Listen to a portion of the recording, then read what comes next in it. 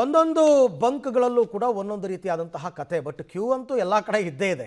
ಕೆಲವು ಬಂಕ್ಗಳು ಕ್ಲೋಸ್ ಆಗುತ್ತೆ, ಮೂರು ದಿನ ಆದಮೇಲೆ ಮತ್ತೆ ಓಪನ್ ಆಗುತ್ತೆ, ಸ್ಟಾಕ್ ಬಂದಂಗೆ.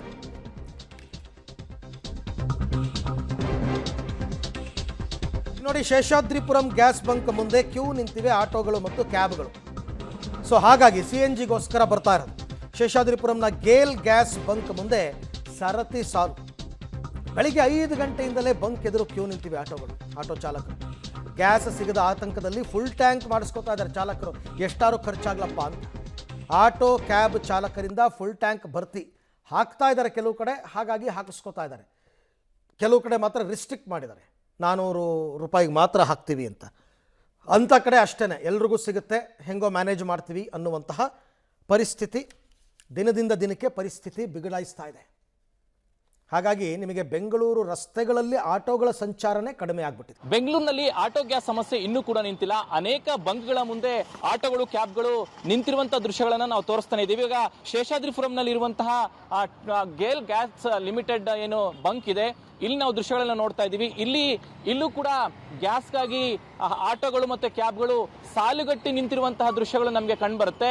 ಇಲ್ಲಿ ದಿನನಿತ್ಯವೂ ಕೂಡ 9 ಗಂಟೆಗೆ ಹಾಕ್ತಿದ್ದು, ಆದ್ರೆ ಈಗ ಸಮಯವನ್ನ ಬದಲಾವಣೆ ಮಾಡಿದ್ದಾರೆ. ಹೀಗಾಗಿ ಆ ಗ್ಯಾಸ್ಗಾಗಿ ಆಟೋ ಚಾಲಕರಾಗಿರಬಹುದು, ಕ್ಯಾಬ್ಗಳಾಗಿರಬಹುದು ಕ್ಯೂ ನಿಂತಿರುವಂಥದ್ದು. ಕಳೆದ 1 ವಾರಗಳಿಂದ ಈ ರೀತಿಯಾದಂತಹ ಸಮಸ್ಯೆ ಉಲ್ಬಣ ಆಗಿರುವಂಥದ್ದು.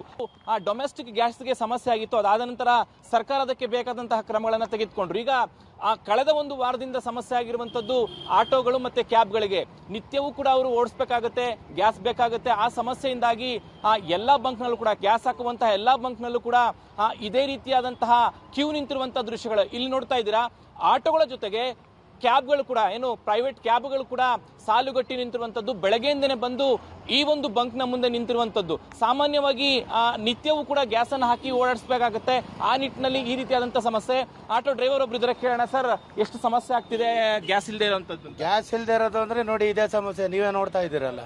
ಬೆಳಿಗ್ಗೆ ಬಂದು ಹಾಕಿರೋದು 11 ಆಗ್ತೀನಿ ಅಂತ ಈಗ ಓಪನ್ ಮಾಡ್ಯಾನೆ. ಬೆಳಗಿಂದ ನಾವು ಇದನ್ನ ಕಾಯ್ಕೊಂಡೇ ಎಷ್ಟಿಂದ ಈ ಸಮಸ್ಯೆ ಆಗ್ತಿದೆ ಸರ್? ಏನ್ ಕತೆ? ಆಯ್ತು, 1 ವಾರ ಆಯ್ತು ನಮಗೆ ಈ ಸಮಸ್ಯೆ. 1 ವಾರದಿಂದ ಬರೀ ಇದೇ ಸಮಸ್ಯೆ ನಮಗೆ. ಇವಾಗ ನೋಡಿ 11 ಈಗ ಇನ್ನು 1 ಅವರ್ 2 ಅವರ್ ಆಗುತ್ತೆ. ಇನ್ನು ಇದಕ್ಕೆ ಮೇಲೆ ಏನು ದುಡಿಯೋಣ?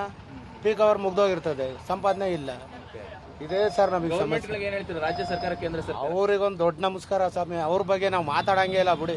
ಹೊಟ್ಟೆಗೆ ಅನ್ನ ತಿಂತಾರೋ ಏನು ತಿಂತಾರೋ ಗೊತ್ತಿಲ್ಲ. ಅವರು ಹೋಗಿ ಉಪಚುನಾವಣೆಯಲ್ಲಿ ಅಲ್ಲಿ ನಿಂತವ್ರು. ಇಲ್ಲಿ ಆಟೋದವ್ರ ಸಮಸ್ಯೆ ಆಲಿಸ್ಬೇಕು ತಾನೆ ಅವರು. ನೀವೇ ನೋಡ್ತಾ ಇದ್ದೀರಲ್ಲ.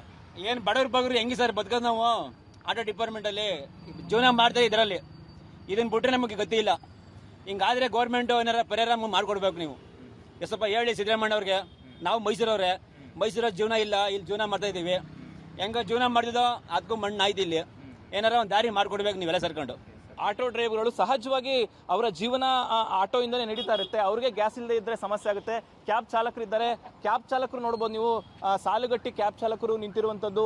ಬೆಳಗ್ಗೆಯಿಂದನೇ ನಿಂತಿದ್ದಾರೆ. ನಾನು ಈಗಾಗಲೇ ಹೇಳಿದಾಗೆ ಶೇಷಾದ್ರಿಪುರಂನಲ್ಲಿರುವಂಥ ಈ ಬಂಕ್ನಲ್ಲಿ 11:30 ಆಗ್ತಿರ ಅನ್ನುವಂತಹ ದೃಷ್ಟಿಯಿಂದ ಬೆಳಗ್ಗೆ 5 ಗಂಟೆಯಿಂದನೇ ಬಂದು ಈ ಒಂದು ಏನು ಗ್ಯಾಸ್ನ ತುಂಬಿಸ್ಕೊಳ್ಳೋದಕ್ಕೆ ಕಾಯ್ತಿರುವಂಥದ್ದು ನೀವು ನೋಡ್ತಾ ಇದ್ದೀರಾ. ಕ್ಯಾಬ್ಗಳ ದೃಶ್ಯಗಳನ್ನು ನೋಡ್ತಾ ಇದ್ದೀರಾ. ಸೊ ಒಟ್ಟಾರೆಯಾಗಿ ರಾಜ್ಯದಲ್ಲಿ, ಎಸ್ಪೆಷಲಿ ಬೆಂಗಳೂರಿನಲ್ಲಿ ಗ್ಯಾಸ್ನ ಸಮಸ್ಯೆ ದೊಡ್ಡ ಮಟ್ಟದಲ್ಲಿ ಉಲ್ಬಣ ಆಗಿರುವಂಥದ್ದು. ಕ್ಯಾಬ್ ಚಾಲಕರಾಗಿರ್ಬೋದು, ಆಟೋ ಚಾಲಕರಾಗಿರ್ಬೋದು, ನಮ್ಮ ಸಮಸ್ಯೆಗೆ ಪರಿಹಾರ ಕೊಡಿ ಅನ್ನುವಂತಹ ಮನವಿಯನ್ನ ಮಾಡ್ತಿರುವಂಥದ್ದು. ಕ್ಯಾಮ್ರಾಮನ್ ಮುನ್ರಾಜ್ ಜೊತೆ ಶ್ರೀನಿವಾಸ ರಾವ್, ಪಬ್ಲಿಕ್ ಟಿವಿ, ಬೆಂಗಳೂರು. ಈ CNG ಬಳಸ್ತಕ್ಕಂಥ ಕ್ಯಾಬ್ ಅವ್ರಿಗೂ ಇನ್ನು ಸಂಕಷ್ಟ ಶುರು. ಆಟೋದವ್ರಿಗೆ ಮಾತ್ರ ಅಲ್ಲ, ಅವರು ಕೂಡ ಅದಕ್ಕೋಸ್ಕರನೇ ಎಷ್ಟೊಂದು ಸಂಖ್ಯೆಯಲ್ಲಿ ಬಂದು ಕ್ಯೂ ನಿಂತಿರ್ತಕ್ಕಂಥದ್ದು. ಆಟೋ ಅಥವಾ ಕ್ಯಾಬ್ ಯಾರೇ ಆದರೂ ಕೂಡ ಅನುಭವಿಸಲೇಬೇಕು ಪರಿಸ್ಥಿತಿ.